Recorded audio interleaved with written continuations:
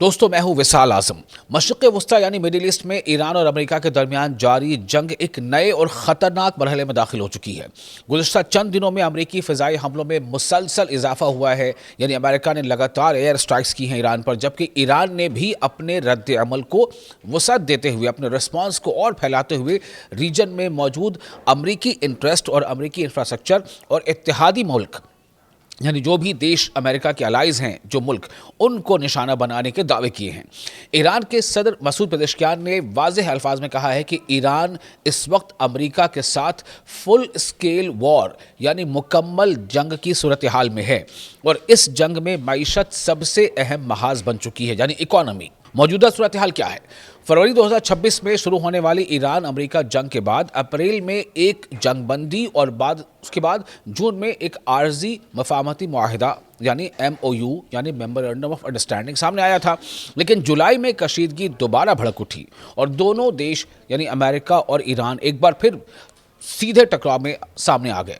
امریکہ کا سٹینڈ ہے کہ ایران اسٹریٹ آف ہرمز میں بین الاقوامی جہاز رانی یعنی انٹرنیشنل نیویگیشن اور تجارتی راستوں کے لیے خطرہ بن رہا ہے، جبکہ ایران کا کہنا ہے کہ امریکی حملے اس کی خود مختاری یعنی سوورینٹی اور قومی سلامتی یعنی نیشنل انٹیگریٹی پر حملہ ہیں۔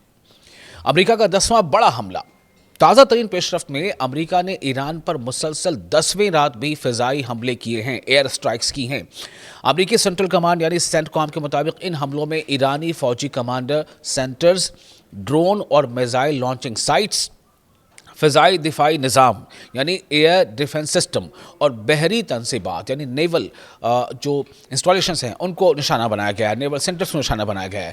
ایرانی میڈیا کے مطابق بندر عباس، قاشم، شیراز، اصفہان اور دیگر علاقوں میں دھماکوں کی آوازیں سنی گئی ہیں۔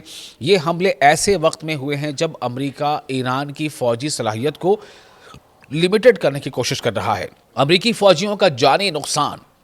گزشتہ چند روز میں امریکہ کو بھی نمایاں جانی نقصان اٹھانا پڑا ہے۔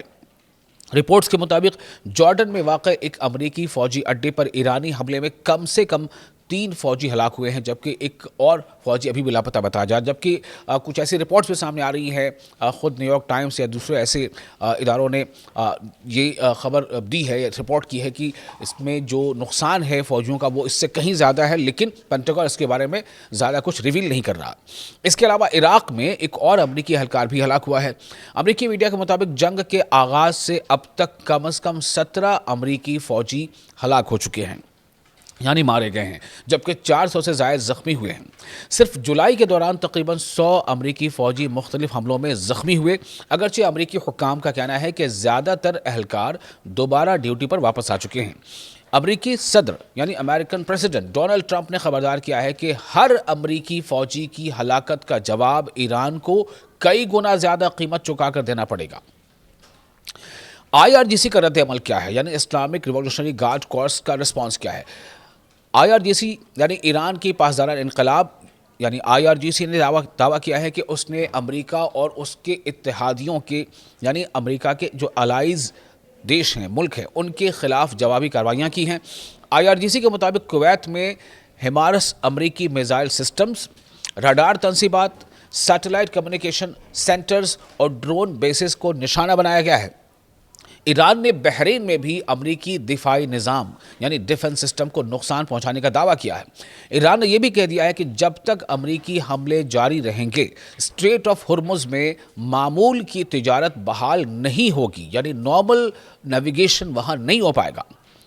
اب آپ سمجھیے کہ اسٹریٹ آف ہرمز آخر کیوں اتنا اہم ہے، کیوں اسٹریٹ آف ہرمز کے ارد گرد ہی امریکہ اور ایران دونوں جو ہے ایک دوسرے کے ڈٹ کر مقابلہ کر رہے ہیں، دوسرے پہ حملے کر رہے ہیں۔ اسٹریٹ آف ہرمز دنیا کے اہم ترین بحری راستوں میں سے ایک ہے۔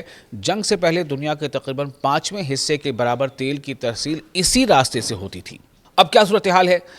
اب صورتحال یہ ہے کہ بحری نقل و حرکت شدید متاثر ہو چکی ہے، آئل ٹینکرز پر حملوں کی اطلاعات سامنے آ رہی ہیں اور عالمی منڈی میں تیل کی قیمتیں دوبارہ اوپر جا رہی ہیں۔ ماہرین خبردار کر رہے ہیں کہ اگر اسٹریٹ آف ہرمز مزید عرصے تک غیر محفوظ رہی تو عالمی معیشت یعنی ورلڈ اکانومی پر اس کے بڑے اثرات پڑ سکتے ہیں۔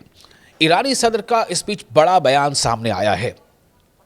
ایران کے صدر مسعود پزشکیان نے پیر کے روز کہا ہے کہ ایران اس وقت امریکہ کے ساتھ فل اسکیل وار میں داخل ہو چکا ہے۔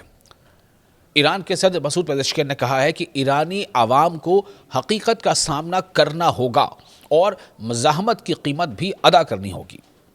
उनके मुताबिक जंग सिर्फ फौजी मैदान में नहीं बल्कि इक़्तिसादी मैदान में भी लड़ी जा रही है और मईशत इस वक्त ईरान का सबसे अहम महाज है। ईरानी लीडरशिप का स्टैंड है कि इक़्तिसादी पाबंदियां, बंदरगाहों की नाकाबंदी और माली दबाव भी जंग का हिस्सा हैं। इसीलिए हुकूमत अब फौजी दिफा के साथ साथ माशी इस्तेहकाम को भी यानी इकोनॉमिकल स्टेबिलिटी को भी प्रायोरिटी पर रख रही है। अगरचे बाज़ सालिस ममालिक यानी जो मीडिएशन करने वाली कंट्रीज़ हैं, जिनमें पाकिस्तान है या कतर है या अब इराक का भी नाम सामने आ रहा है, बाज़ सालिस देश जो है वो अमेरिका और ईरान के दरमियान आर्जी जंग बंदी की तजावीज़ पेश कर चुके हैं, लेकिन फ़िलहाल दोनों फरीक पीछे हटते नज़र नहीं आते। वाशिंगटन मज़ीद फ़ौजी दबाव बढ़ा रहा है, जबकि तेहरान खित्ते में अपने इत्तेहादियों और अस्करी नेटवर्क के ज़रिए जवाब दे रहा है। ऐसे में ख़तरा यही है कि ये तनाज़ा सिर्फ ईरान और अमेरिका तक महदूद नहीं रहेगा, बल्कि पूरे मिडिल ईस्ट को अपनी लपेट में ले लेगा। कुल मिलाकर हालात क्या बन रहे हैं? मुख्तसर ये कि ईरान और अमेरिका के दरमियान जारी जंग एक नए मरहले में दाखिल हो चुकी है। अमेरिका ईरान पर मुसलसल 10वें रात हमले कर चुका है। अमेरिकी फ़ौजियों की हलाकतों